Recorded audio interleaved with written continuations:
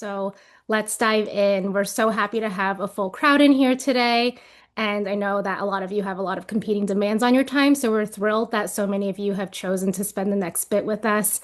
As a quick introduction, I'm Wendy Way. I'm a manager on the Evidence and Evaluation team here at Arnold Ventures. And I'm joined by colleagues from across the different policy teams today. And you'll get to meet them kind of along the way. They'll introduce themselves as they present their research priorities. So we're super excited about our recently released RFPs, and we're eager to share more information today with everyone here.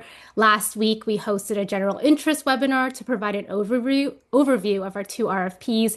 That recording and the password can be found in the chat in the moment. So if you want to go and look at them, please feel free to. It'll provide kind of a different dive into our RFPs. Today's webinar will be a deeper dive into the Building Evidence RFP, and this supports our quasi-experimental design studies, and it's limited to select strategic priority areas. So we have two main goals today. The first is to give you a general sense of what this RFP is about and help you think broadly about how your research can best align with this funding opportunity. And the second is to walk through these priority policy areas. So you'll hear directly from team members representing 5 of those areas: career pathways, contraceptive choice and access, Medicaid, infrastructure, and public finance. And we'll try to be as efficient as possible in this presentation. We've got a lot of topics to cover, but here's the roadmap for the next hour. First, I'll just do a quick introduction of the organization and the RFP. Then we'll hear brief presentations from each policy team on their research priorities, and then we'll wrap up with a Q&A session at the very end. So at any point during this webinar, please feel free to submit your questions in the Q&A window. You'll find that at the bottom of your screen. And because we get a high volume of questions, we ask that you focus on broader questions rather than very, very project-specific ones. We unfortunately aren't able to provide individualized feedback on very specific project ideas. And one last note before we begin, this webinar is being recorded, so we'll share the recording with everyone that registered in the next few days, so you can watch this again on your own time if there's anything you missed. So to start with a quick overview, Arnold Ventures is a philanthropy that invests in high-quality causal research with the goal of generating evidence-based solutions to some of the nation's most pressing social problems.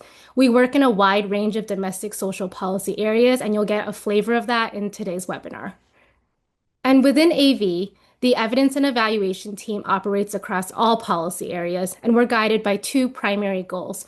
First is to build the body of rigorous evidence about what works, and we focus on generating new evidence that can be used to inform current and future policy decisions. And this is a key goal of the RFPs we're discussing today.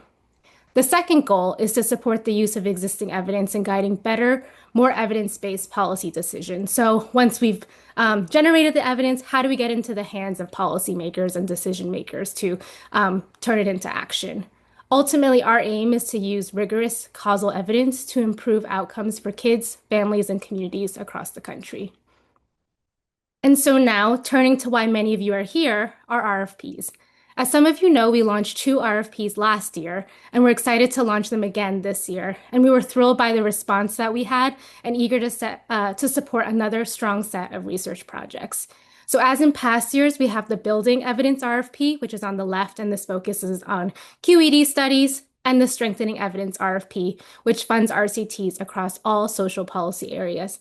Again, our session today will focus specifically on the Building Evidence RFP and the select policy areas funded through this opportunity. And if you want to learn more about our RFPs more broadly and the selection criteria used, please watch the general webinar from last week, and that link is in the chat. So before we dive into the Building Evidence RFP, I want to flag a few updates in this year's RFPs. Next slide, please. Thank you. So we now require applicants to use an LOI template, and that includes 2 parts. One is a 1-page summary of key study details and a 3-page letter of interest. So that first page is a new addition to this template and different from past applications. And the template and the guidance are linked in the RFP, and also Elaine just dropped that in the chat as well. We've also expanded on the selection criteria, and these were covered in great detail in last week's webinar.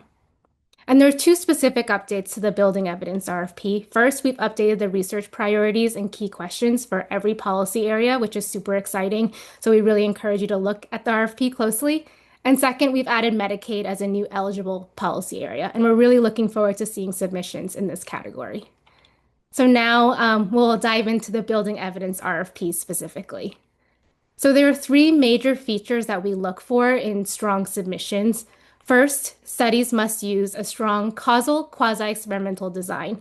So rigor is the North Star for our team, and we're looking for well-specified, adequately powered, and methodologically sound studies that demonstrate rigor and feasibility. So in the LOIs, we want to see a clear articulation of what research questions you're addressing.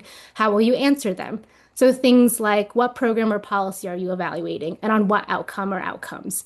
What method will you use and why is it the right one for this study? What is your treatment and control group, if applicable? So especially for regression discontinuity designs or difference in differences, we really want a clear articulation of treatment and control.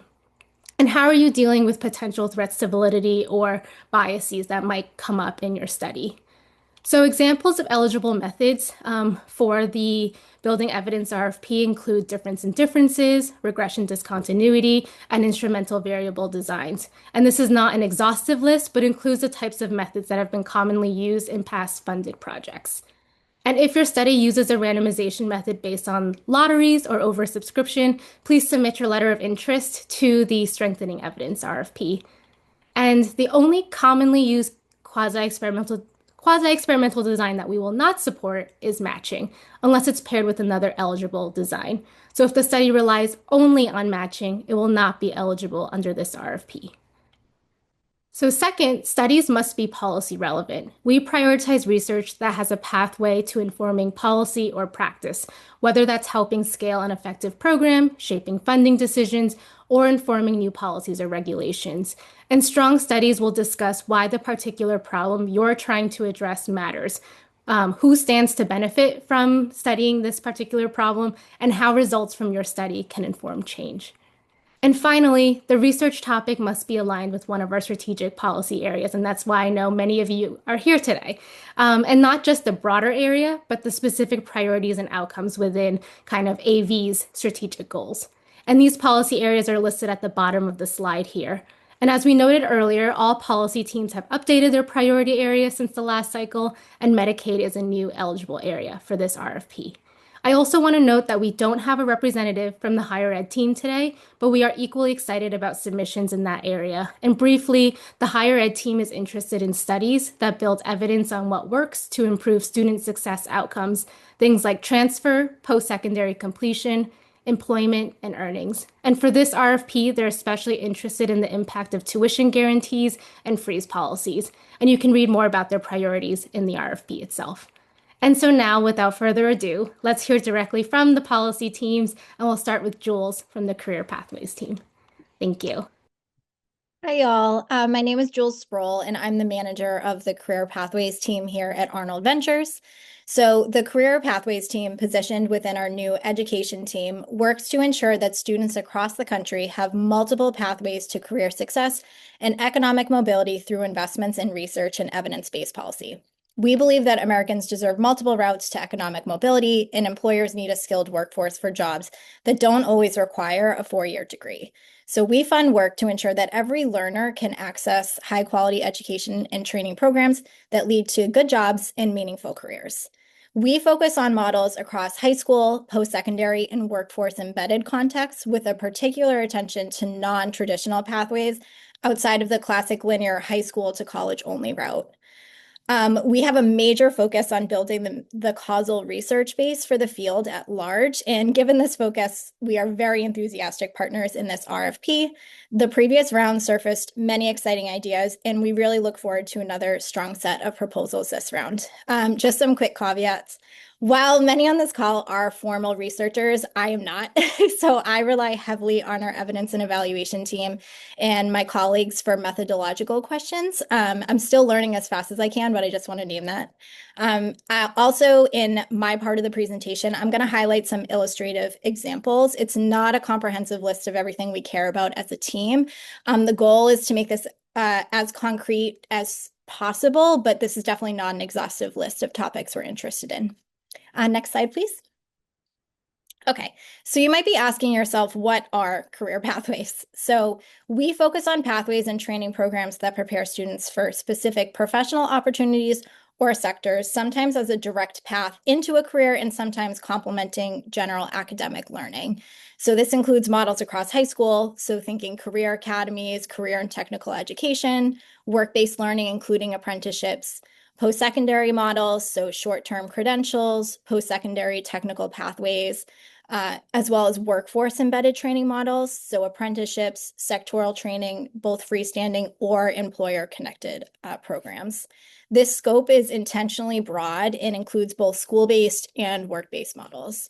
We work really closely with our higher education colleagues, given the overlap in post-secondary career and technical education. But again, the Career Pathways team focuses mostly on non-traditional pathways outside of the traditional four-year degree route. And our focus is not on a single model, but on building evidence across the full ecosystem. So we're especially interested in jurisdiction level policy, such as like funding models, tax credits, regulatory standards, accountability frameworks, and high priority occupation lists, incentive structures, both intentional and unintentional, and how they shape outcomes, generalizable design elements such as dosage, employer traits, screening criteria, labor market outcomes whenever possible, and research that includes both education training and career preparation or other elements, so not pure employment services models. And we typically prioritize research on high school and younger adults, focusing on these children or young learners achieving what we call career escape velocity, although we don't have a strict age cutoff. Next slide, please. Okay, so these are some example questions of particular interest to our team. Again, these are illustrative and definitely not exhaustive. So in career and technical education, what is the impact of earning an industry recognized credential in high school on post-secondary and labor market outcomes? In work-based learning, what is the impact of various types of work-based learning models, internships, work-based learning courses on high school students' post-secondary and labor market outcomes? In apprenticeships, how did the changes in state or federal apprenticeship policies, including funding approaches, regulatory standards, or tax incentives, affect apprenticeship enrollment, completion, participant demographics, and labor market outcomes? And then in the workforce system and cross-system alignment, how do changes to governance structures, high priority occupation frameworks, or system alignment initiatives affect learners' program participation and downstream success? Some additional topics that are not listed on this page, but I also want to name out loud. We're also really interested in career and technical education funding formulas, career-focused high school accountability structures, career and technical education instructor recruitment, preparation, and licensing, credential quality frameworks, interagency governance reforms, and then dual credit and dual enrollment career pathways. Next slide, please. So what we're looking for in really strong proposals. As Wendy named, we're really looking for projects that generate fundings that can be used to directly inform policy, both at the state and federal level.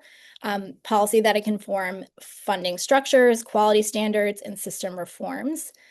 We prioritize studies that assess post-secondary outcomes and labor market outcomes whenever feasible, so really focusing on the longitudinal outcomes. Again, we have no subpopulation focus and we're industry agnostic. We tend to lean towards younger adults and students, and we do value research that can improve outcomes for learners facing the greatest barriers to opportunity. And insights should be concrete and generalizable. So we seek research that produces lessons that can be used across different programs, sectors, or geographies. That includes actionable insights on design, dosage, implementation, and policy levers, and evidence that can scale across jurisdictions and inform broader system-wide improvement. Okay, so I know that was a lot. Thank you so much for taking the time out of your busy schedules to join, and we're really excited to see your proposals, and I'll pass over to Ellen. Thanks so much, Jules. Hi, everyone. I'm Ellen Pliska, the Contraceptive Choice and Access Director.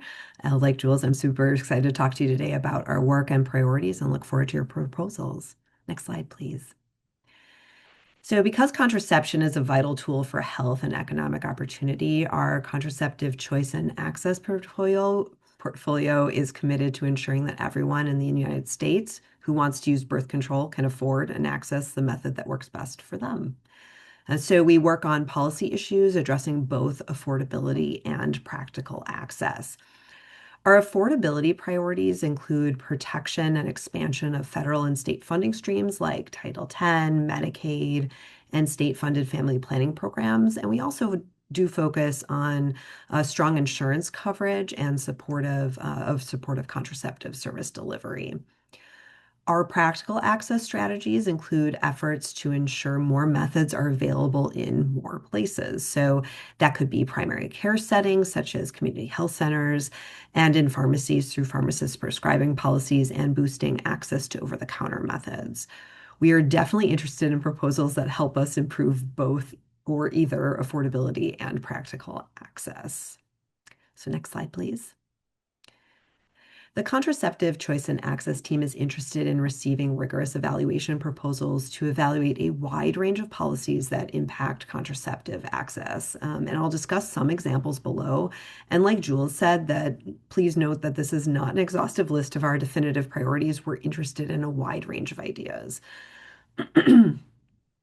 So one of the things we're interested in is state over-the-counter coverage policies and their impact on uptake, method, mix, or switch, affordability, or coverage before and after a policy change. And this could look at Medicaid or other plans without a prescription or cost sharing, innovative technologies and solutions to enable point of sale access, pharmacist scope of practice expansions to assign pharmacy prescriber numbers to enable Medicaid coverage, and other opportunities in this space.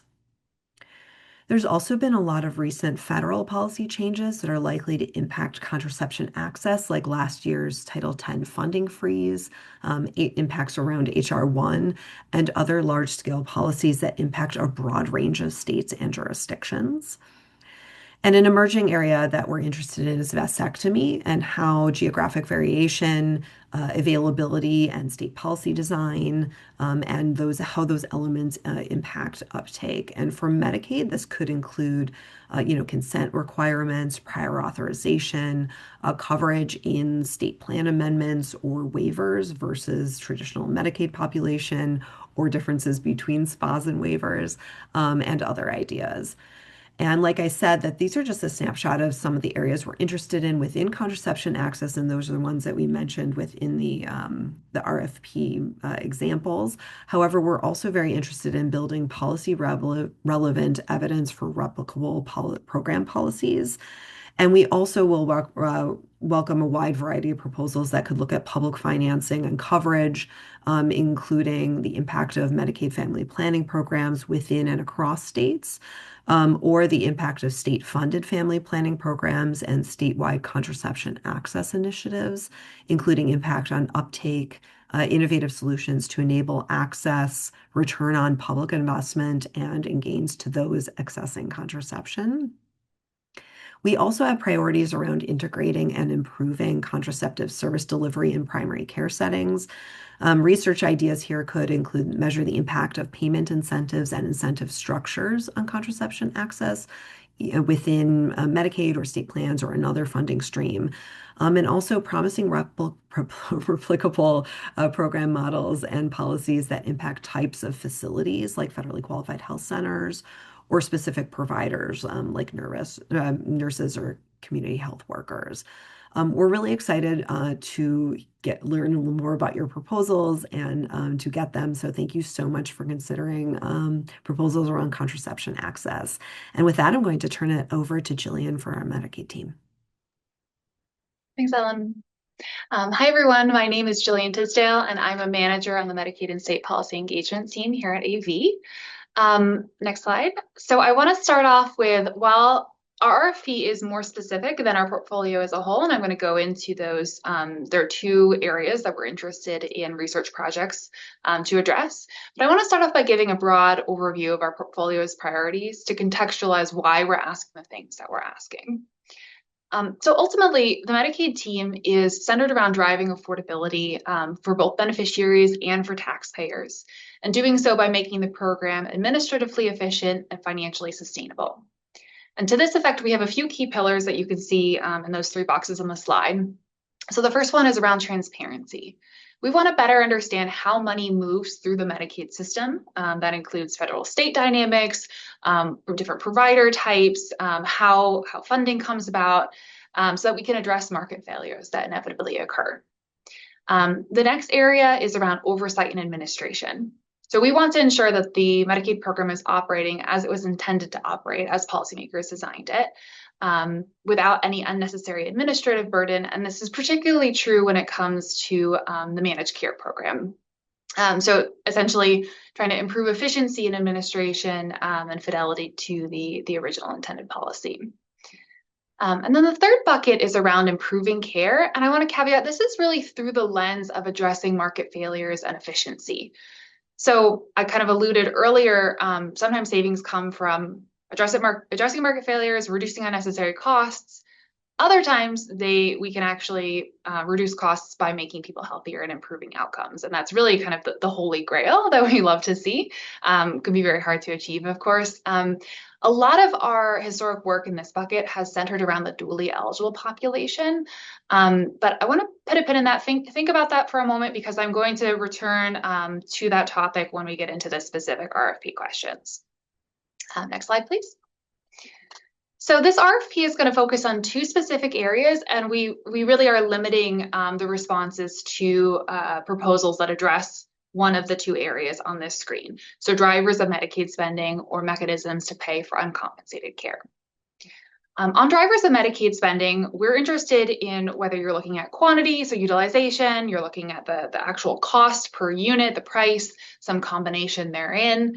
But the important thing here is that all projects responding to this first question should look at areas where there is a feasible non-clinical policy intervention. And I specify that because, of course, a lot of the provision of care is dictated through clinical best practice. And we're really interested in where can Medicaid payment design, program design influence the way that the program is operated. I think in this bucket, returning to what I said earlier, this is really where the can you reduce costs by improving outcomes comes in. Proposals don't have to be oriented at that, as long as outcomes are not being made worse by the policy. We are interested in looking at other areas that address market failures in the system. But if you do have research around that topic, we're particularly interested. The second bucket here is around how Medicaid pays for uncompensated care. And this can look at programs that address people who are uninsured, who are underinsured, or medical debt, as long as Medicaid is the primary policy lever that we're looking at here. We're interested in proposals that evaluate the efficiency of how Medicaid offsets uncompensated care. And that can be in comparison to different forms of Medicaid payments, so where there might be overlap or gaps. It could be looking at compared to other programs, so Medicare DISH versus Medicaid DISH, for example. But Medicaid should be the policy lever by which you might address the problem. Across both topics, proposals should be oriented to areas where there are actionable policy levers. I've said this a few times already, but really around improving that administrative efficiency and fiscal sustainability, non-clinical levers. That said, I want to specify it's okay if the research is one layer away from actually solving that problem. We don't need to come away from this research saying, because of this, policymakers should do X. But we want to be tracing that causal mechanism that could eventually lead to that type of research. Finally, all proposals responding to this RFP should be looking at the contemporary Medicaid environment, understanding it, of course, shifts very quickly. And asterisk to that is that, of course, the Medicaid environment will be changing much in the next few years. HR 1 is making some very significant changes to the program, and some of them we won't see rolled out until 2027 through 2030. It's okay if research looks at areas that are shifting as a result of HR 1. But the question that anyone who is submitting to this RFP should ask themselves is, when my research comes out, will the findings still be relevant to the policy, to the Medicaid program? If the answer is yes, then I would encourage you to submit. So I'm happy to answer questions at the end, but now I will pass it off to Steph with infrastructure. Hi, everyone. My name is Steph Kesselman. I am the Director of Infrastructure, specifically working on our housing portfolio. I'm a researcher by training, so I'm excited to tell you all about our research priorities. You can go to the next slide. So the goal of the infrastructure team at AV is to bolster the US capacity to build better, faster, at lower cost. And our work in particular focuses on regulatory reform, state capacity improvements, and cost reductions as they relate to housing, transportation, and energy and permitting.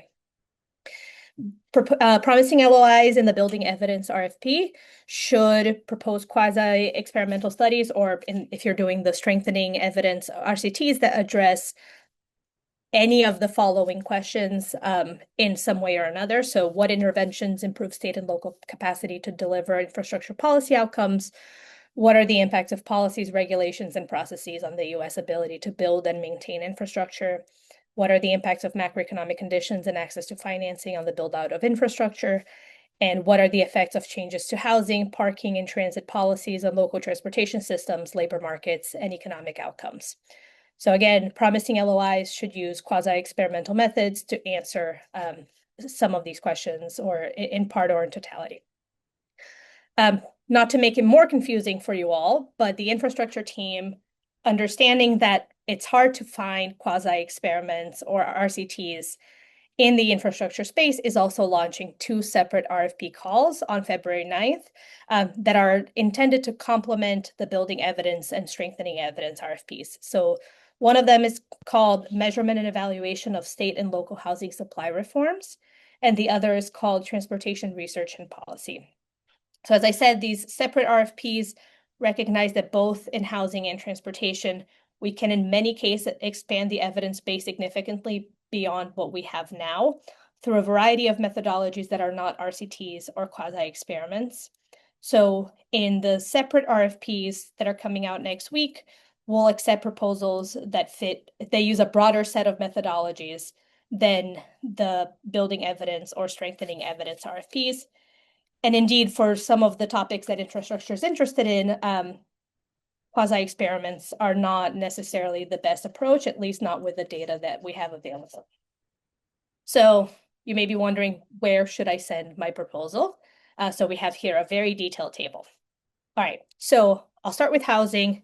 If you are working on a causal project that uses quasi-experimental methods focused on federal housing policies, mortgage markets, demand side policies, so rental assistance, tenant protections, affordability requirements, or any other housing related policies. So if you're looking at insurance regulation, or truly anything that fits under the other, but is on the demand side, then you should submit to the Building or Strengthening Evidence RFPs. If you are working on state and local housing supply reforms, then I would encourage you to look out for our RFP call next week. And that will include not only causal studies on the impacts of state and local housing supply reforms, but also descriptive work, as well as work to improve the data and measurement of housing supply. If you are working on descriptive or causal research on the transportation space, then you should submit only to the transportation-focused RFP. For the transportation RFP, we're interested in letters of interest to strengthen the knowledge base of potentially effective policies, programs, and interventions that help the US build infrastructure faster, better, and at lower cost. So it's anything related to transportation, you should send it to this other RFP, whether it's causal or descriptive, or a policy or implementation proposal. If you have a research project, a causal research project on energy and permitting, then you should consider submitting it to the Building Evidence or Strengthening Evidence RFP. Note that this RFP will not consider descriptive studies in this area. If you are working on energy-related research, maybe reach out to one of us at a later date. But hopefully this is clear. We really do look forward to getting proposals through any of the RFPs. Please don't submit to more than one. And if you have questions, we have emails for the housing and transportation RFP. We can help all of you who are confused over there. and then we won't burden our evidence and evaluation friends with answering questions. But with that, I'll pass it to Eva, and looking forward to getting your proposals. Hi, everyone. Thanks for being here today. My name is Eva Conway. I'm a director on the public finance team. As others have done, I want to spend a moment to talk a little bit about what's guiding some of our research priorities for this winter and spring. So the mission of our team is to advance tax and budget policies that promote both fiscal stability for government and economic opportunity, mobility, and security. We work across three primary areas that are overlapping. Those are tax policy, program integrity, and fiscal sustainability, both at the federal and state level. We are particularly focused on policy areas where government spends significant resources, outcomes matter enormously for households, and where there's still a lot of inefficiency and uncertainty about what actually works in practice. With that in mind, for this RFP, our priorities fall into two areas: program integrity and retirement security, which we view as a core component of long-term fiscal sustainability. So with that in mind, the first area of focus is on ROI to government from interventions aimed at preventing waste, fraud, and abuse in tax and benefit programs. Here, we're particularly interested in interventions that address integrity infrastructure and not exclusively program-specific interventions. When we talk about ROI, we're not just asking whether an intervention reduces improper payments in the abstract. We're interested in the net returns to government, taking into account implementation costs, administrative burden, and feasibility. Part of the reason we're interested in ROI is for CBO or scoring purposes. Absent strong verifiable evidence on ROI of program integrity interventions, CBO can't give scoring credit for savings. So specific areas of interest for program integrity include ID verification and data matching, particularly evidence on which approaches meaningfully improve accuracy versus those that primarily shift the burden onto beneficiaries or administrators. States serve as a natural laboratory for program integrity with wide variation in design, enforcement intensity, and administrative capacity. So we're particularly interested in work that exploits this variation to identify which design choices drive better outcomes. Research that speaks to scalability and transferability across states is especially valuable. And then finally, there's significant interest in AI and machine learning tools for fraud detection and compliance, but the evidence based on real-world performance at scale is very limited. So we're interested in research that examines how these tools affect audit accuracy, false positives, administrative workload, and overall program performance. Understanding where these tools complement human judgment and where they introduce new risks is also a key gap. Next, this priority centers on federal and state initiatives intended to improve retirement security, especially for low and moderate income households. Here, our core question is whether these policies are actually improving retirement readiness, not just increasing program participation or account ownership. We're particularly interested in whether incentives lead to new savings as opposed to reshuffling assets that households would have saved anyway. So our areas of focus include effectiveness of tax incentives. Prior research suggests that tax incentives primarily benefit households who are already saving. So we're interested in evidence on whether tools like savers credits, matching contributions, fee reductions generate new saving and how design features can influence take-up by lower and moderate income households. For plan design, we're interested in work that examines how features like defaults, contribution structures, and withdrawal rules affect how outcomes for workers with intermittent employment or multiple jobs. Administrative friction. So complexity, delayed benefits, and interactions with the tax system or safety net can significantly dampen policy effectiveness. research that isolates which frictions matter the most, and which are most tractable from a policy perspective are particularly valuable to us. Finally, state facilitated retirement programs are expanding very quickly. Obviously, given the time that they've been around, there's not a lot of long-term evidence on long-term impact. We're interested in whether these programs reach workers who are historically excluded from employer-sponsored plans, and whether participation translates into meaningful improvements in retirement preparedness. And with that, I will hand it over to Wendy. Awesome. Thank you all to my amazing AV colleagues for walking us through their priorities. I know we're running low on time, so I want to quickly highlight some key dates for this RFP cycle. Letters of interest will be due on March 6th. That's about 1 month from now through our application portal, and that's on SM Apply, and you'll have to create an account to access that. You'll hear from us either way by May 1st about whether you've been invited to submit a full proposal. Full proposals for invited applicants will be due June 26th, and while the timing from full proposal to final decision varies a bit, depending on the project, our goal is to get back to you by mid-September.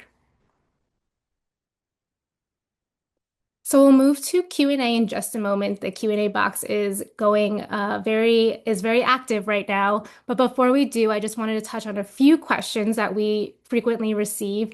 And you can also see all the FAQs online using the QR code in the corner or links that will be dropped in the chat. You'll find that many of the questions are in the FAQs themselves. So first, can we submit multiple LOIs? The answer is yes, and I know we got a few questions about that in the Q&A, so hopefully this addresses your question. So please submit a separate LOI for each distinct project idea. We don't need a distinct LOI for every outcome, but if you are looking at different interventions or programs or policies, please submit one per. And then the same researcher can submit multiple LOIs, and the same organization can also submit multiple LOIs. And there was also a question in the Q&A on whether you can submit to both RFPs, and the answer is, in brief, yes. You can submit one to building and one to, or you can submit to both building and strengthening. There's no limits. But we do ask that you please use discretion in the number of LOIs that you submit. I know one of the questions that came up in the Q&A box is also about the typical or preferred range for budgets. We get that question a lot, so I hope this also answers that question in advance. Is there a maximum budget or period of performance? And there is no set maximum. Cost should make sense relative to the study's complexity and overall scope of work. Reviewers do pay close attention to whether the budget is well justified and appropriately scaled to the project. And typically, QED studies under the Building Evidence RFP range from about $200,000 to $350,000 with durations of 1 to 3 years. These ranges are intended as guidance only. This is the 25th to 75th percentile of kind of the projects that we fund. Proposals that are less than or greater than these ranges will be considered if they're well justified. I also want to flag that Arnold Ventures made slight updates to its IDC policy since the RFP launch on January 13th. The revised policy went live this past Monday, and it applies to all submissions for this RFP. We ask that you review the policy carefully, and that's linked in the RFP before submitting an LOI.